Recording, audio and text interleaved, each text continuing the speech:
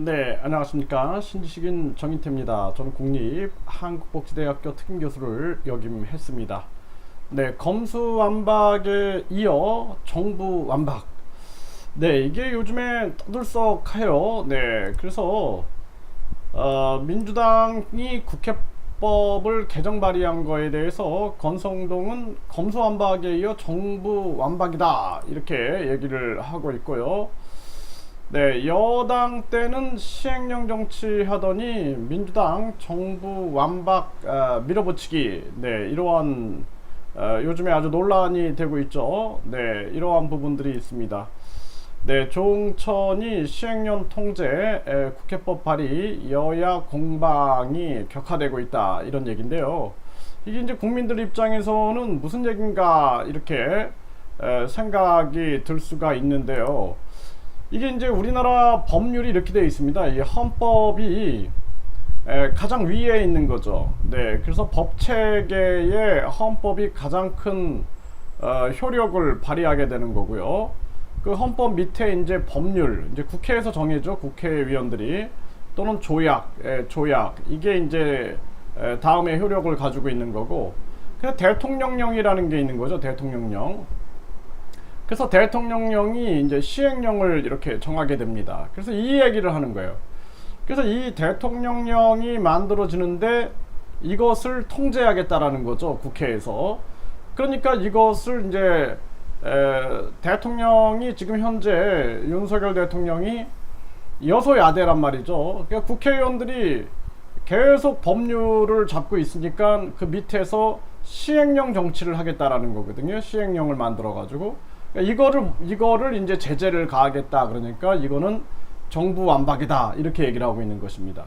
근데 그 밑에 이제 총리령이나 부령, 이제 부처에서 만드는 이 규칙이 있는 거죠. 또는 총리령 해서 총리령, 부령 이런 시형 규칙이 만들어지고요.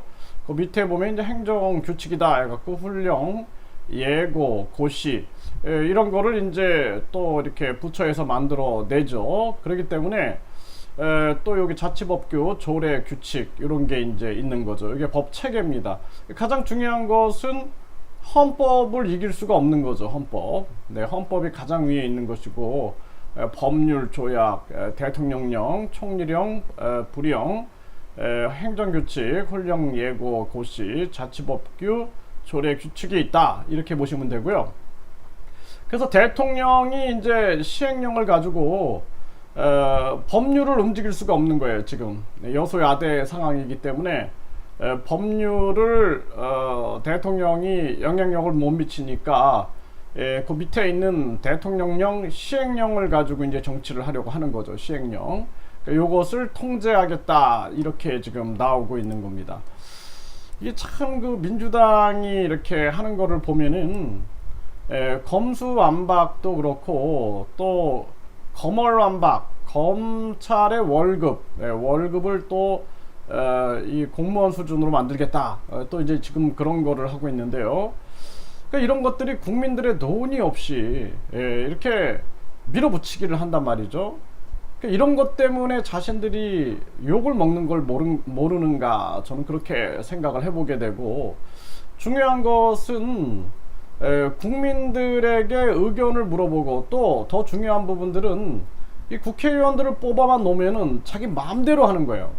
이게 완전히 우리 국민들이 고양이한테 생선을 그냥 맡기는, 어떤 고양이에게 생선을 맡기겠는가, 그거 투표할 때 다 고양이들이 나오는 거죠.